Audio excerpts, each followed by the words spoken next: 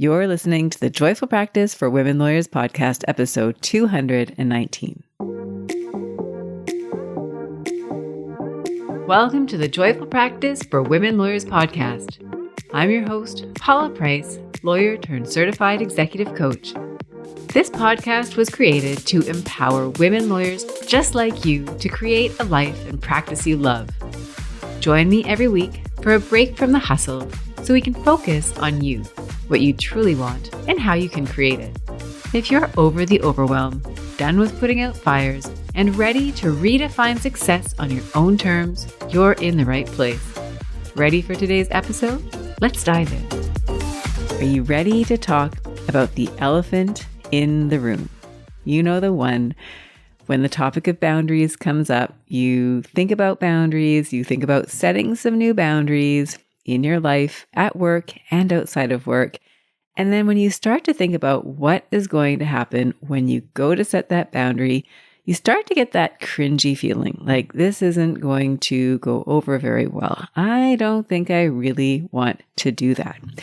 If this resonates with you, you're 100% not alone. And I'm so glad you've joined me here this week because this is going to be a candid conversation about boundaries and what you can expect when you start setting boundaries.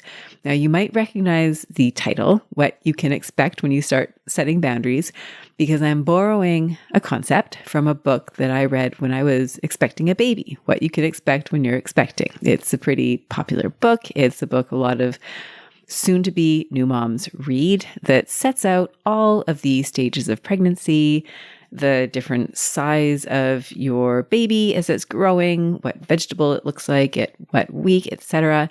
And what's really great about it is that it gives you a forecast into the future so that when you're going through the different stages, you're not surprised. You know what to deal with. You feel normal and validated and reassured. And that's what I'm hoping to do for you today. As you're thinking about boundaries, this is especially so if this will be something that is new to you. If you maybe already have some boundaries in place, but you know this is an area where you want to tighten it up a little bit more, you want to carve out a little bit more space for yourself, it can be uncomfortable. So it's probably helpful to forecast what some of the challenges might be and then to have some plans on how to deal with it. It might feel validating to know that you're not alone. It might also be really helpful to think about where you're at, whether you're willing to set boundaries. Just because people say you should have boundaries, just because people talk about how great they are, doesn't mean that you need to, doesn't mean that you have to. And I just want to make sure that you are making decisions that align with what you want. I want to make sure that you're making informed decisions and that I'm helping to support and prepare you for any of the fallout that might happen if you decide to go ahead and start setting boundaries. So again, I'm so glad you're here. Thank you for joining me. It really is exciting to connect with you this week, and thank you. So without further ado, let's dive in. I'm going to approach this topic in 3 stages: the good, the bad, and the ugly, right? It's like 3 chapters to a short book. And we're going to start with chapter 1, which is the good. And I've given it a little subtitle called Less But Better. So when you decide to start setting boundaries, the first thing you're going to do is you're going to be constraining your time, focus, energy, resources. Boundaries don't exist in a vacuum. When you're setting a boundary, what you're doing in effect is putting a fence, a notional fence around the things that are most important to you. That means that there are going to be things that fall outside of the fence. So if we think about that constraint and what we want to have on the inside of the boundary, this is going to help you create greater alignment between things that you want, the things that you've chosen to put into the fence, and how you're spending your time and your resources. Now, one filter you might think about when deciding what is allowed inside the boundaries is the idea of if it's not a hell yes, then it's a no. This is an expression that I absolutely love, especially for those of you who find yourselves totally overextended and really busy and not knowing where to say yes and where to say no. Now, it's a pretty high standard, right? If you think about that hell yes standard, that's a pretty high bar. And you might think about what would qualify for you in the category of hell yes, right? It might be goals that you've set for your practice or your personal goals. It might be family. I know for me, my family commitments are typically a hell yes. They are a huge priority for me. Health, right up there for me. I think that oxygen mask on first analogy applies. If you are not taking care of yourself, you can't really take care of others and do many of the things that you probably want to do with your life, whether at work or outside of it. Projects that you love. There's probably things on your desk right now where you're drawn to them. You want to do them. If someone were to come up to you and say, hey, we've got this project, do you want to work on it? It would be a hell yes for you, and maybe clients too.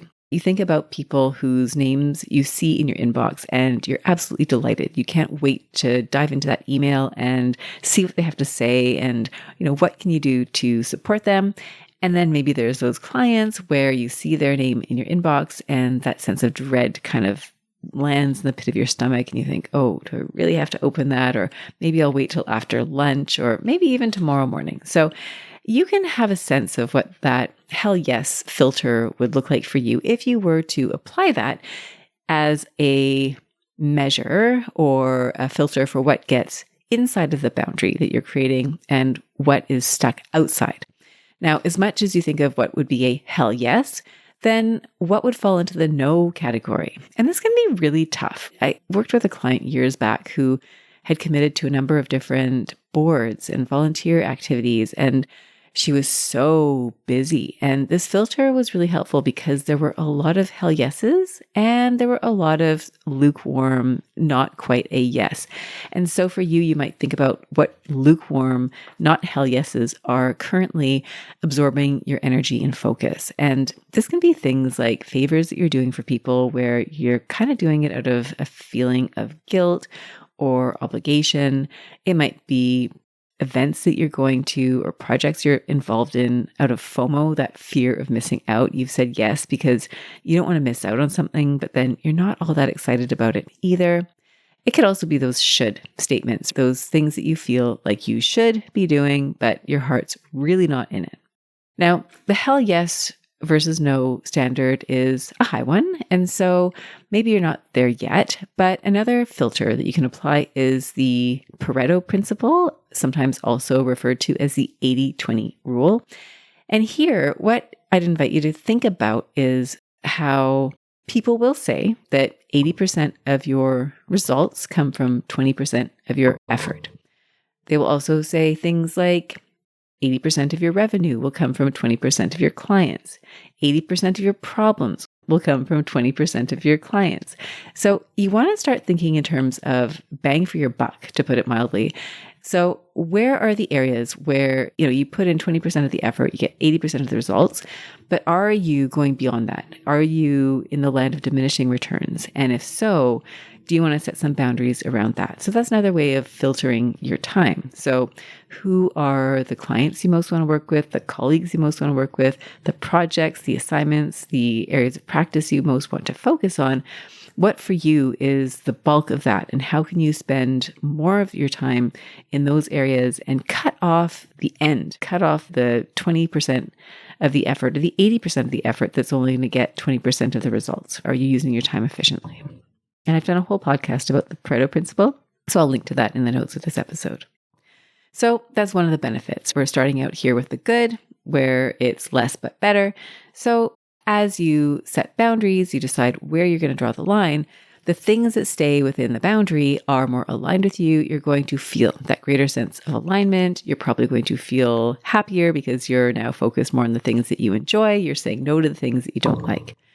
What you might also find is greater efficiency. So as you put more filters and guardrails around your time, you'll likely also be spending it more efficiently. So in terms of how you spend your time, that might mean that you are scaling your time, whether that's through building a team that can help you with your work, whether it's using technology to use your time more effectively, whether it is simply not wasting time. If you've started setting more boundaries and you've got more constraints around your workday, you might find that you use that time more effectively because you know it's limited. I know a lot of new moms and parents, people who have kids, feel that way.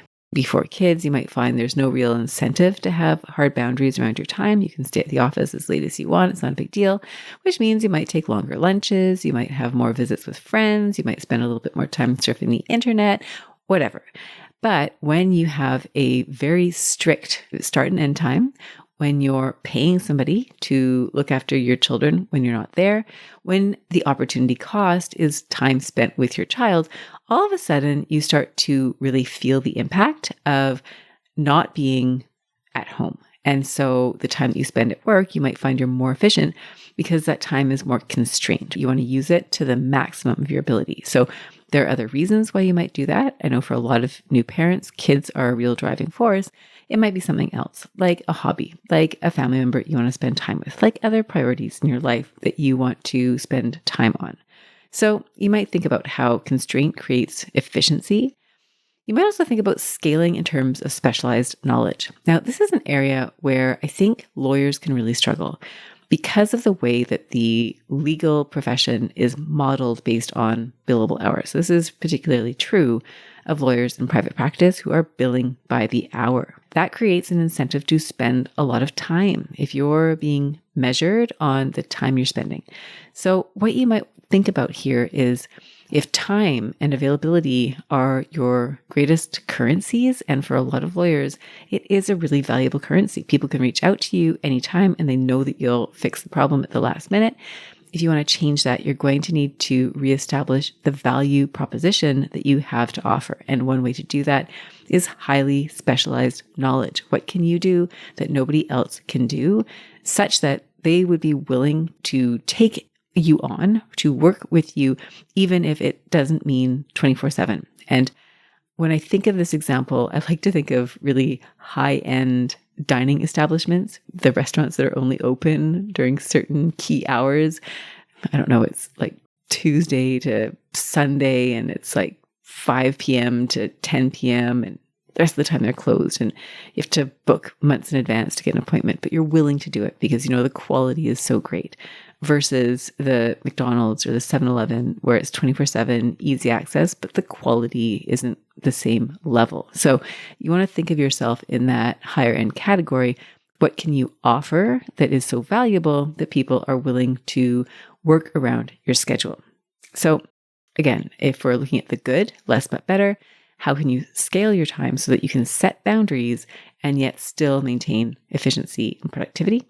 Another benefit, another thing that's good about boundaries is this idea of preservation of self and personal growth. So again, if you're aligning your time with the things that you most want to do, and you're limiting the amount of time that you're spending at work, for example, you might create a practice that feels more sustainable. I know for a lot of lawyers, sustainability is a really big question for them. They might see themselves in their practice thinking, I can do this for now, but I can't keep up this pace. So that might be a signal that maybe it's time to start thinking about boundaries, in which case, if you start to put limits on your hours, for example, you might find your practice becomes more sustainable. If you're in a practice area that you really don't like, maybe you're in litigation and you hate it and you don't see yourself litigating for the long run, that might not be sustainable. The boundary that you might need to set is that you're no longer going to do that type of work, that you're going to transition into a different practice area.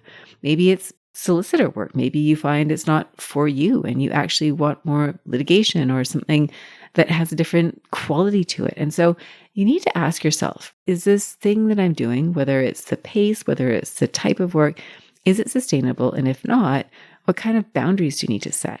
And as you do these exercises, what you'll find is that you get to know yourself a lot better, right? As you start to even think about applying a filter, even if you don't apply the filter, if you even thought, where would I draw the line? You'll learn so much about yourself and what you actually want. You may never have asked yourself that question because you're so busy jumping through the hoops, getting the check marks in the required boxes to reach the next stage of the practice that you want to be in, that you're not asking yourself, is this actually what I want? So this is a really great exercise for you if that's the case, because you're going to have to start figuring that out and you'll learn so much about yourself. Other ways that this can benefit your preservation of self, personal growth.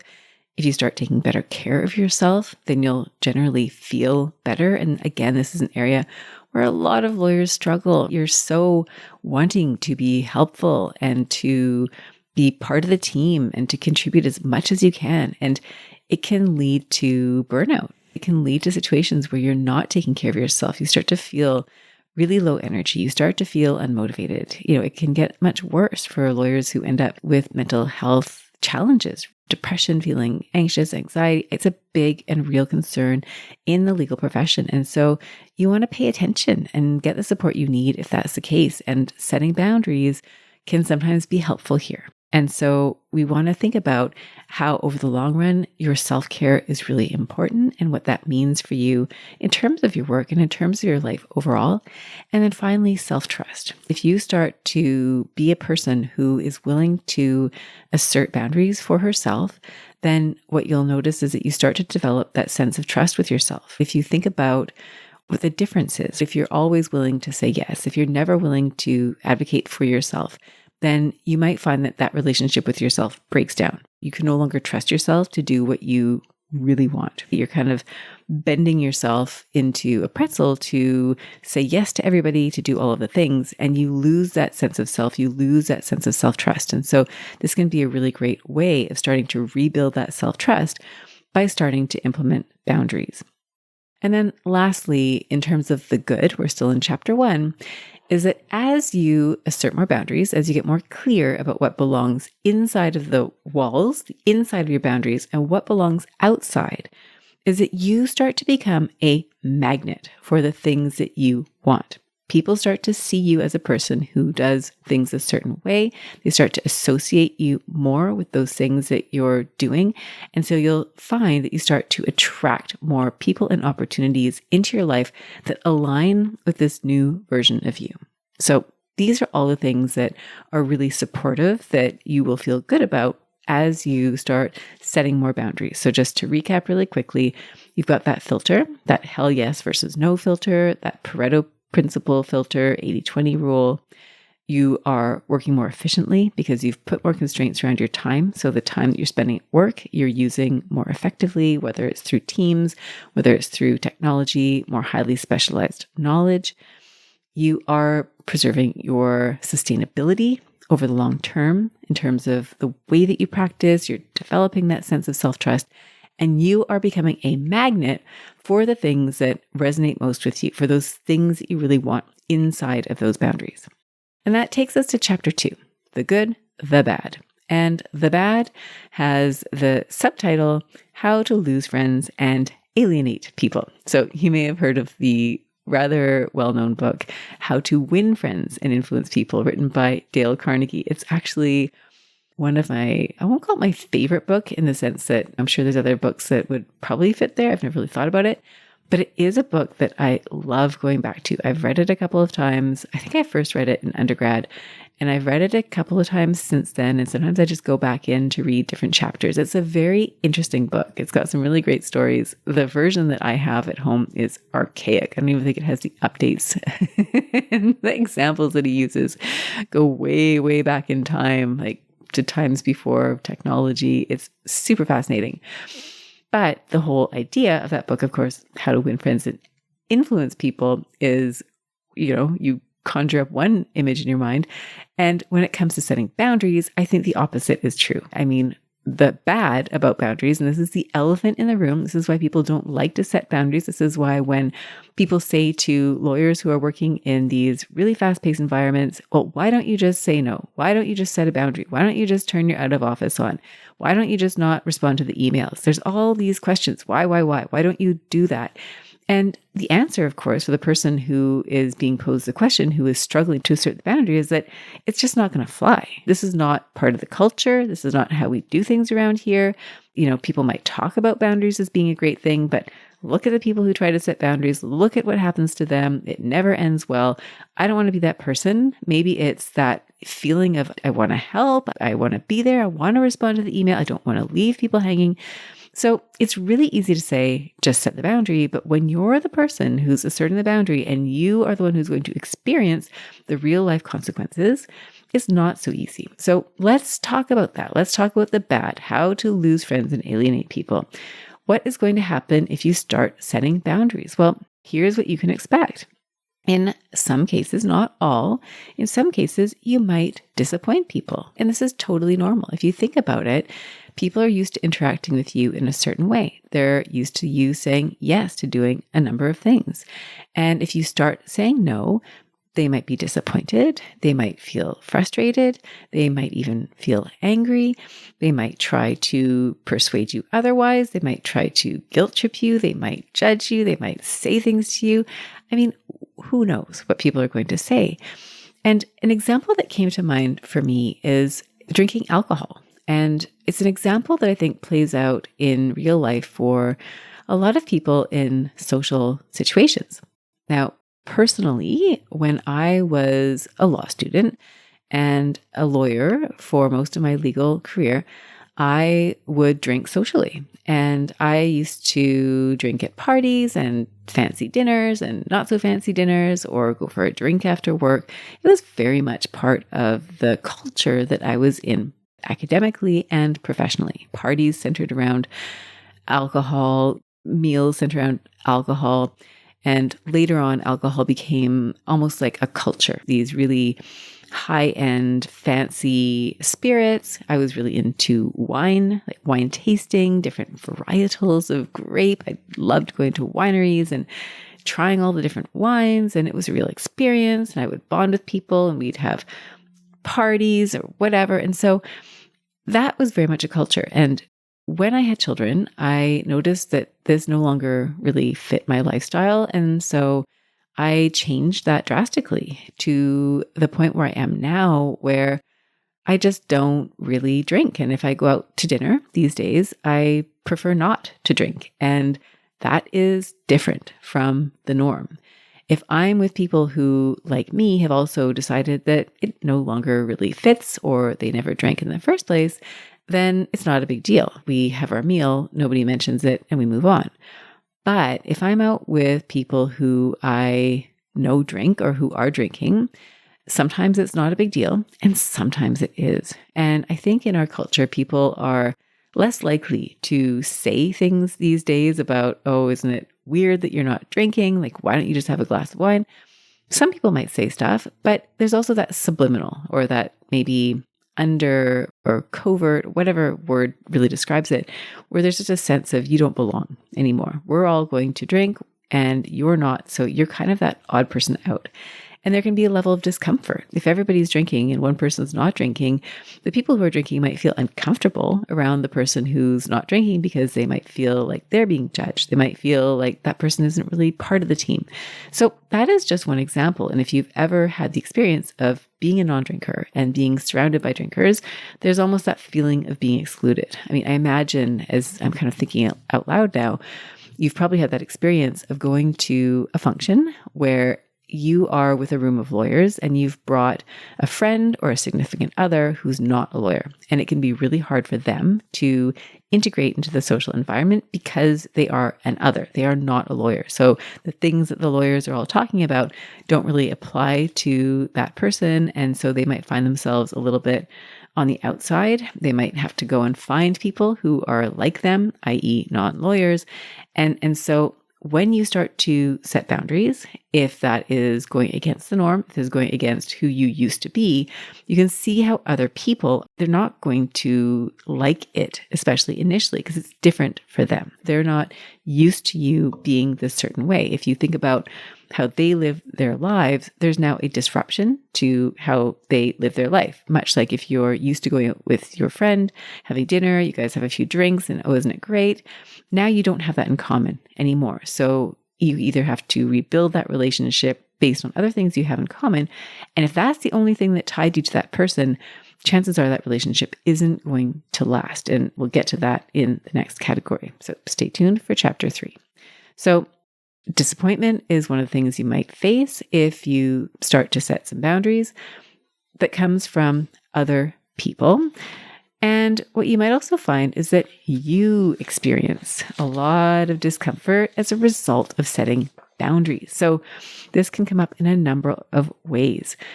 The first way you might find this is if you're used to saying yes and you decide to assert more boundaries, what is going to happen is you're going to need to establish a new habit, you're going to be changing the neural pathways in your brain.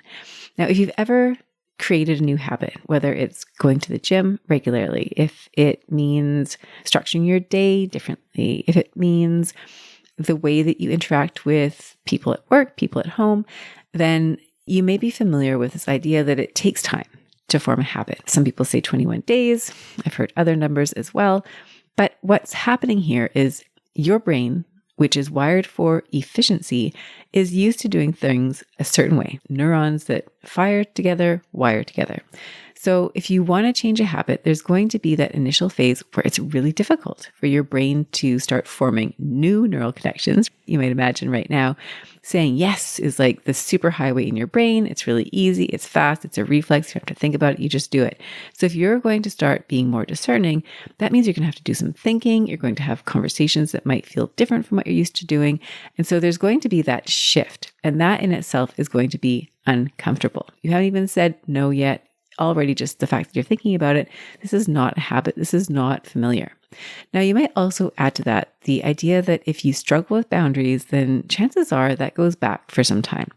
And there's a really great book. It's, oh my gosh, I think it's Nedra Powab, and I don't know if I'm getting her name right, but she has written about boundaries. She's got a great blog. I'll link to it in the show notes. I'll get the name right and link to it in the show notes. And in her book, she talks about how boundaries start at a really young age. You go back to your parents saying, eat your peas. And you're like, no, I don't like peas. Doesn't matter. Eat your peas. What you're being told there is that your preference for not eating peas is not going to be respected. That boundary you're trying to set is not going to matter. You're going to eat your peas. Go talk to your uncle and say hello and be nice to him. Go give your aunt a hug.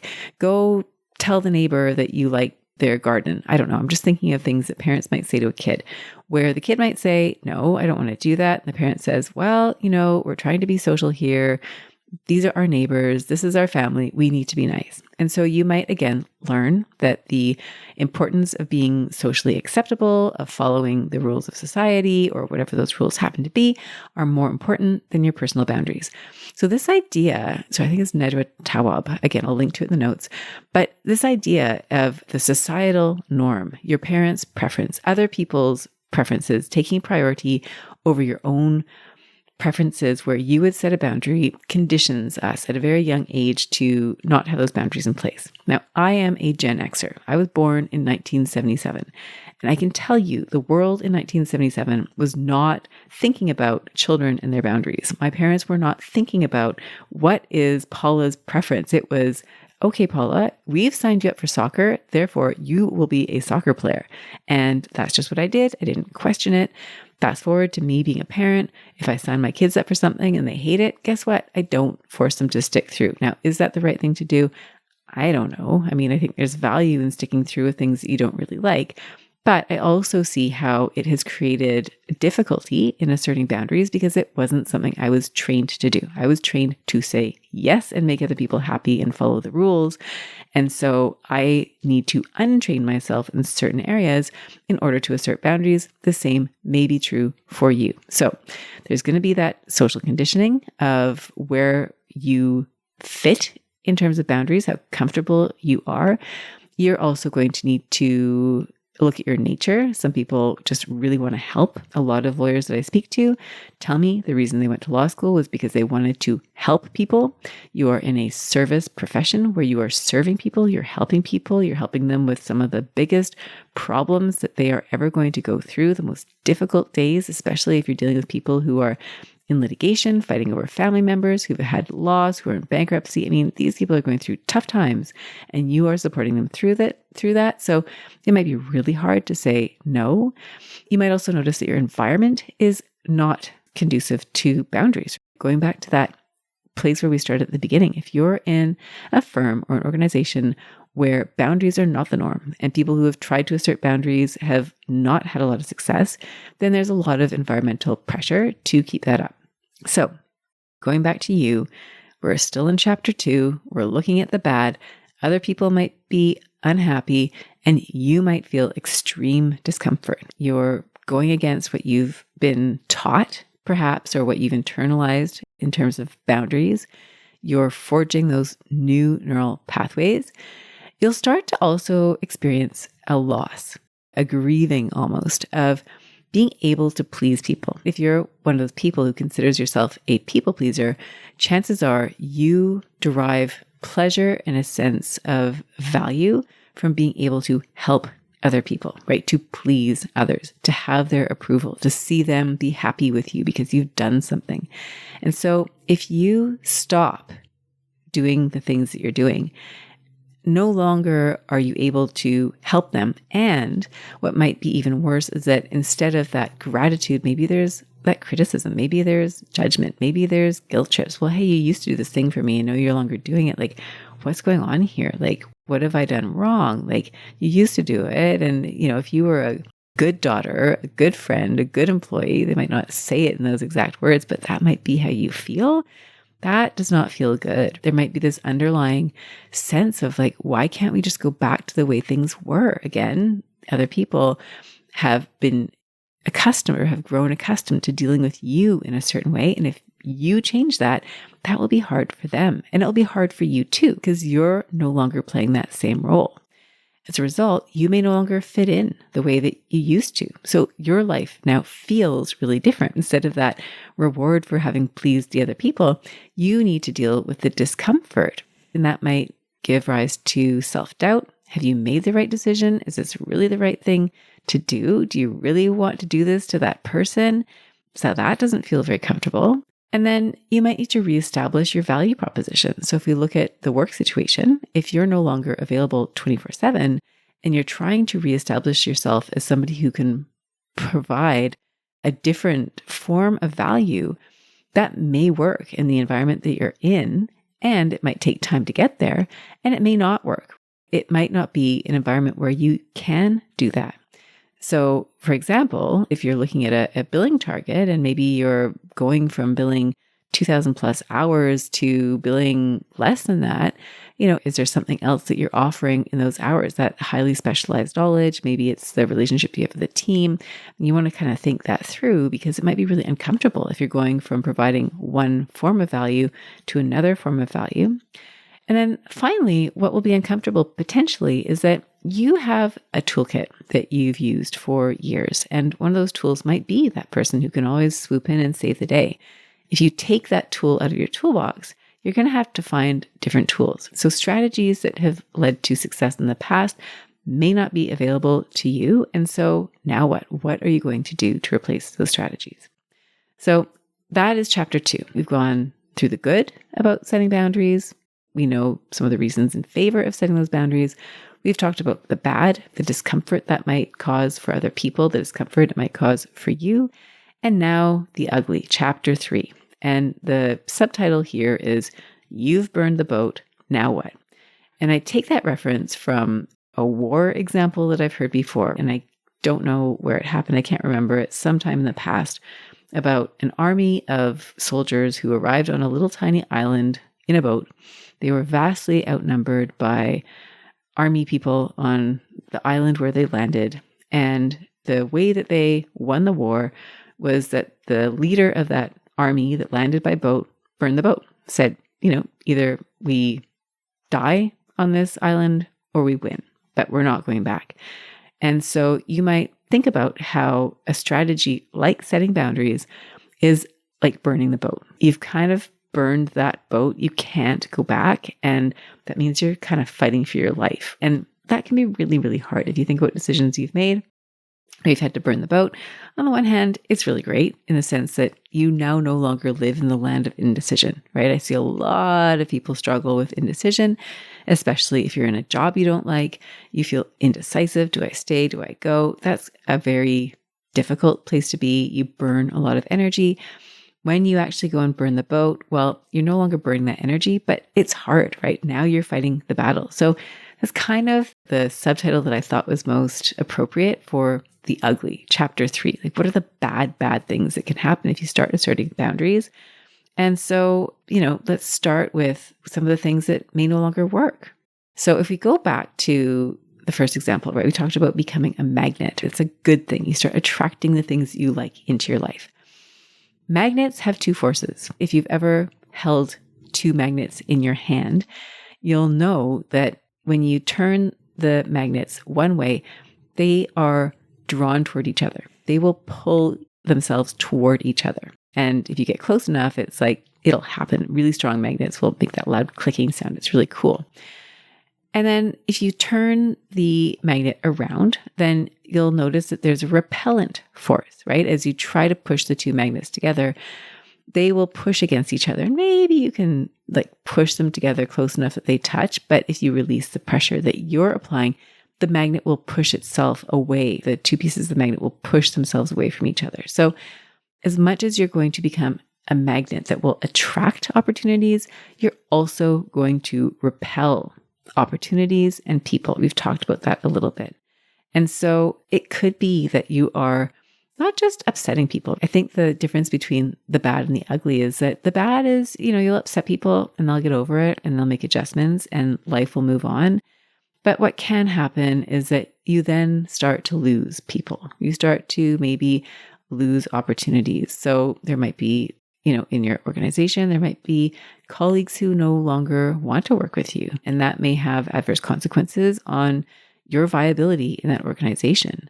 You, therefore, may lose your job if that is a required standard. If a certain billing target is required and you no longer want to meet that standard, then that may mean that this is no longer an option for you long term. The cost of the boundary is going to be that you need to find somewhere to work that is more aligned with what you are willing to do. And it's a really tough reality. I think it's one that is nuanced. I think organizations really do want to support people who maybe are asserting boundaries. And even within one firm or organization, there will be departments where it works and there will be departments where it doesn't work. And it is dependent on the culture, the people, the makeup, the nature of the work. I mean, one thing that lawyers can really struggle with is a practice that doesn't give up, a practice that requires that you're there 24/7. If that's the nature of the practice and you want to be 9 to 5, that type of work, that environment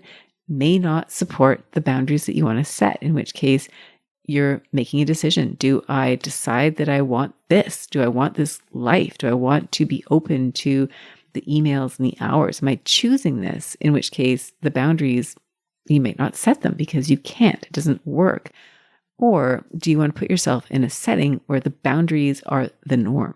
So that's tough. If you go back to the drinking example, if you have a group of friends and your activity is go for drinks every Friday night and you stop drinking and you find that all of a sudden you're just not really part of the team anymore. Maybe you slowly get pushed away from that group and maybe you've lost that group of friends. I mean, that might be a reality of the decision that you make to set a boundary around alcohol. So, there are different ways in which boundaries might set you on a different path.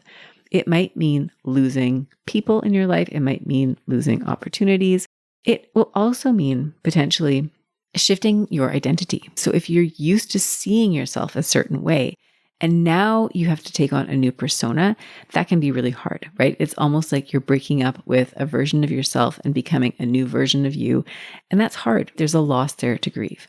And one model that can be really helpful here that came to mind for me is Martha Beck's change cycle model. And Martha Beck, if you're not familiar with her, is a life coach who has done a lot of work in that space. She has a transition cycle that she talks about in her book, Finding Your Own North Star.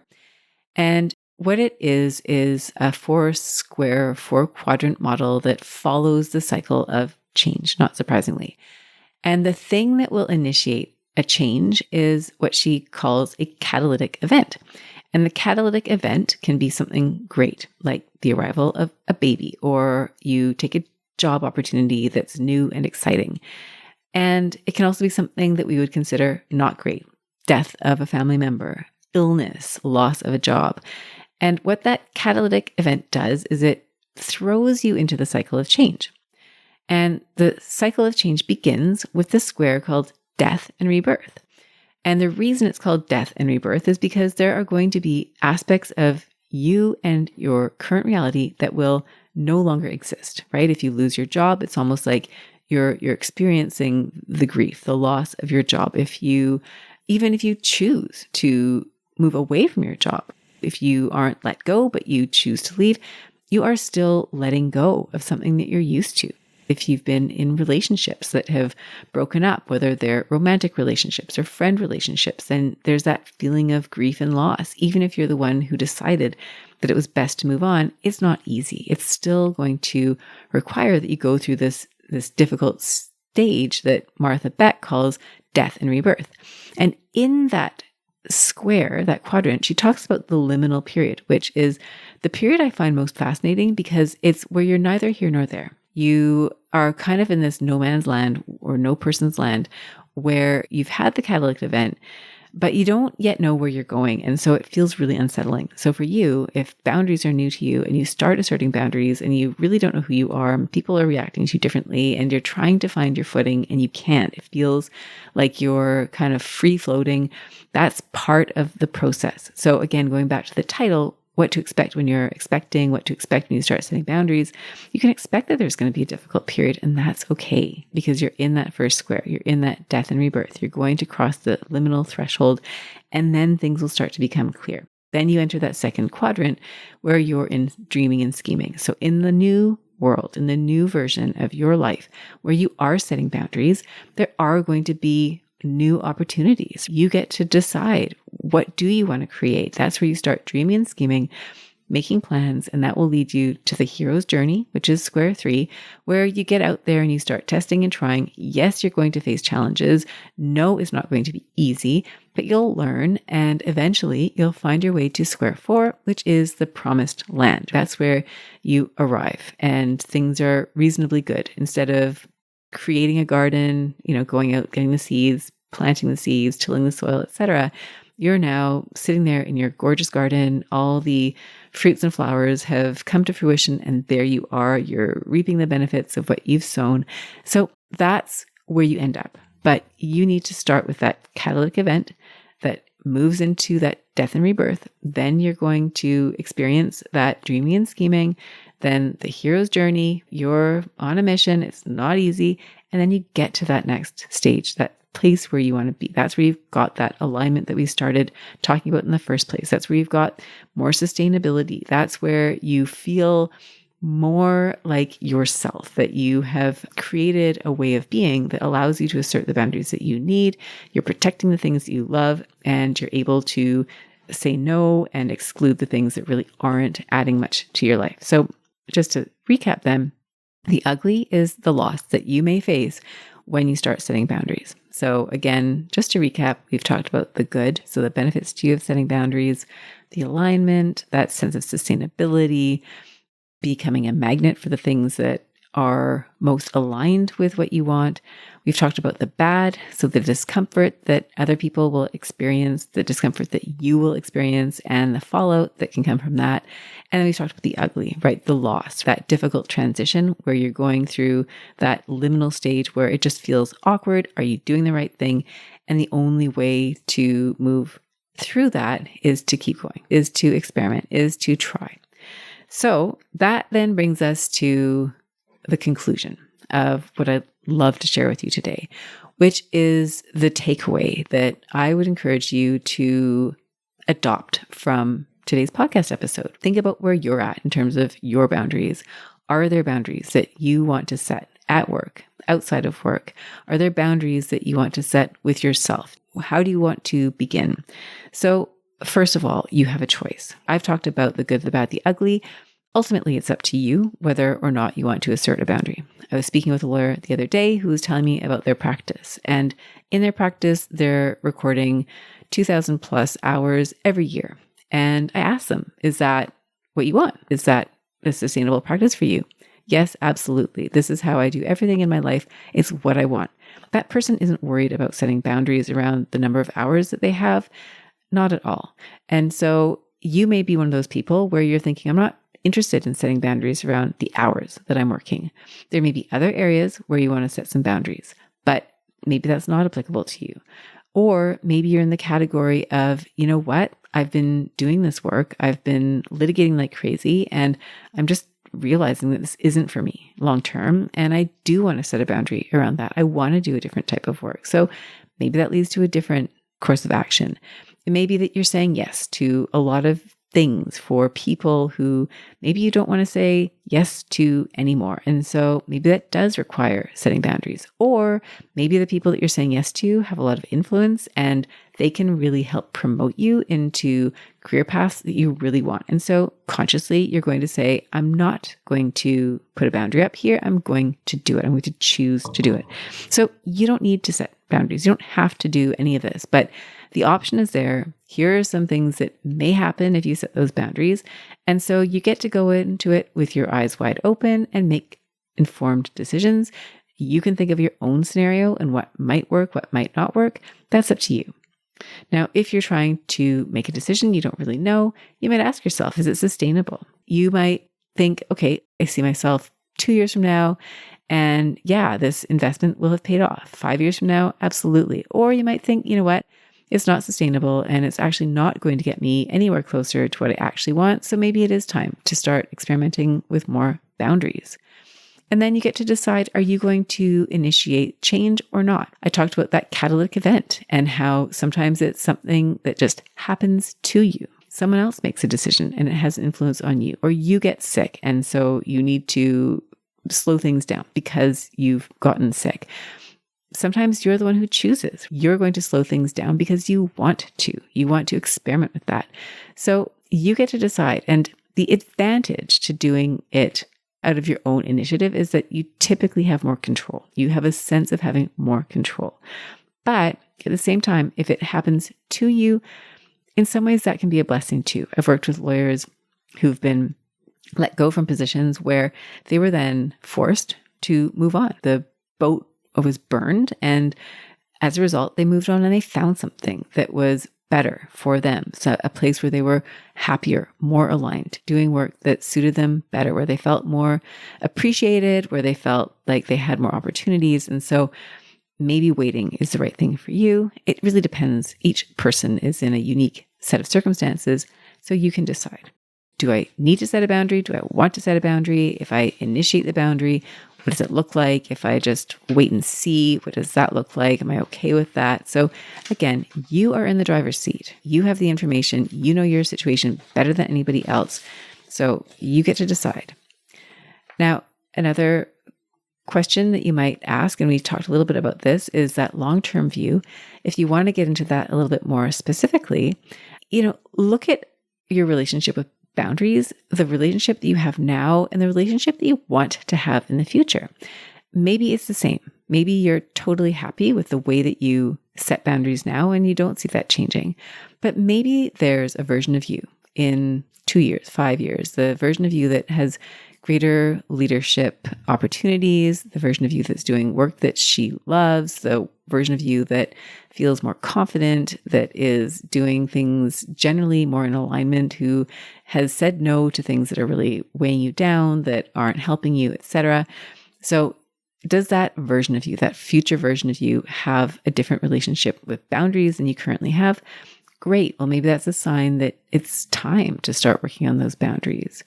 And so if that's the case, what do you want to bring in on purpose? Going back to where we started, when you're drawing boundaries around something, you want things on the inside. And I recommend thinking about what you want in the boundaries first, because that's what's going to be compelling to you. Saying no to things in a vacuum is not as compelling as saying, the hell yeses are here inside this wall here. These are the hell yeses. This is what I'm focused on. This is what really, really matters. And because of that, those other things that I would love to do if I had unlimited time and resources, yes, I would love to do it, but I need to choose these things that I've specifically put inside the boundary. So where do you want to draw the line? What belongs inside the fence? And who do you want inside your boundaried area? This is really key, I think, because much like that alcohol example, if you decide that you don't want to drink and you surround yourself by people who are drinking all of the time, every day, not that people are probably drinking at every minute of every day, but imagine you're in that situation. You're constantly going against the grain. You're constantly saying, no, thank you, and constantly feeling you have to explain yourself. Or you could just surround yourself by people who aren't drinking. Now, this isn't to say you have to give up all your friends that drink, but imagine that you are trying to set boundaries and you're surrounding yourself with people who have no boundaries and who expect you to have no boundaries. you're going to have a very different experience of that relative to surrounding yourself with people for whom boundaries are the norm. And so ask yourself who belongs in that category. And it may be that in your workplace, there's a whole mix of people, and that you are going to work with people who have a very different approach to boundaries, who have a culture or an expectation that you are going to take things on at all hours and all projects, etc. And so you get to choose. Are you willing to maintain those relationships? Does it make sense? And you also get to decide, you know what, maybe not. And maybe you start seeking out others who are more aligned with the vision of boundaries, the philosophy around boundaries that you want to adopt for yourself. You also want to forecast challenges. So today's podcast episode has been great for that. I've walked you through the good, the bad, and the ugly. And I'm hoping that as I've done that, you have been able to put yourself in the shoes of the person who's setting the boundaries, and you don't have to experience in real life what the bad and the ugly look like by listening to this podcast episode, but maybe you can imagine what the bad and the ugly would potentially look like. And then you get to make that choice. Are you willing to deal with it? If you are going to do it, how do you want to deal with those situations? When somebody is disappointed in you, when somebody lays a guilt trip on you, when somebody decides they don't want to work with you anymore, if somebody were to say, well, there's no longer a place for you because we need you 24/7, what are you going to do in those situations? How are you going to respond in the moment? And how are you going to treat yourself in those moments? What care are you taking for yourself? Another takeaway here is to start small. So if this is something that is relatively new to you, I wouldn't recommend starting with the toughest, most scary, bold boundary unless that's your style and you think it's a good idea. I'd start small. What's one small boundary that you want to set and practice that? See how uncomfortable you feel. See how uncomfortable you don't feel. Maybe it's easier than you thought it would be and you've been psyching yourself out and now you feel like, no, actually you can start small and build your way up. And then finally, I would encourage you to focus on your relationship with you. So I see a lot of lawyers who struggle with putting boundaries around themselves. It's really the first place to start. And where I see a lot of leverage for a lot of people is the way you speak to yourself and the unkindness, the way that we treat ourselves, the hours maybe that you force yourself to keep, the expectations that you have of yourself, the words you use. I mean, it can be really harsh. And so the first area where I'd invite you to think about boundaries is, what are the boundaries that you have with yourself, and can you start to draw better boundaries? So for example, maybe you draw boundaries around the types of conversations you have internally. Maybe within the boundary are words of encouragement, kindness, compassion, and outside of the boundary are things like criticism, blame, shame, shoulds, all of those things. So if you can start to draw the boundaries, that's a really great way to practice this in a way that really doesn't impact other people necessarily, but it does impact you, and you can start to practice and develop those skills. It's how you speak with yourself. It might also be how you care for yourself. So are there things that you know you want to do for yourself that you're not doing, whether it's going to the dentist, going to the doctor, going to the physio, things you know you would like to do that you've been not doing for whatever reason. Maybe we start to bring those back in. Support you're willing to give yourself. So maybe you need more support at home, at work. Maybe you need people in your life, coaches, counselors to help support you. So can you give that to yourself? And then finally, limits, things that you're just not willing to do anymore. So maybe there have been things that you've been doing and you just think, I'm just not going to do that. I'm going to set a boundary. One example that I keep coming back to is scrolling on my phone. That's a boundary I need to set for myself late at night. Every once in a while, I fall into this pernicious habit of getting on my phone and I somehow end up on Facebook Reels. Don't ask me why. And I just have to stop. That is a boundary. No, Paula, you don't do that. You no longer do that. That is a boundary. So that's it for today. Boundaries, the good, the bad, the ugly, some takeaways for you. I hope you found this conversation to be really helpful. I hope it has helped to address the elephant in the room and that you've been kind of guided through a conversation where you've had some moments to yourself, maybe some aha moments where you've made some decisions about where you will set boundaries, where you won't set boundaries. And if I can support you in any way, I would love to. So I coach one-to-one, which you likely know if you've listened to this podcast. If you're interested in coaching, reach out to me. I would love to hear from you. I can help you with transitions. I can help you with career strategy. I can help you with time management, boundary setting, getting better alignment, making your practice feel more sustainable. So if you're interested in learning more, please reach out to me. I would absolutely love to hear from you. So with that, I'm going to wish you a beautiful week, and I very much look forward to reconnecting with you again next week. Bye for now. If you enjoyed today's show and don't want to miss an episode, subscribe and follow the show wherever you listen to your podcasts.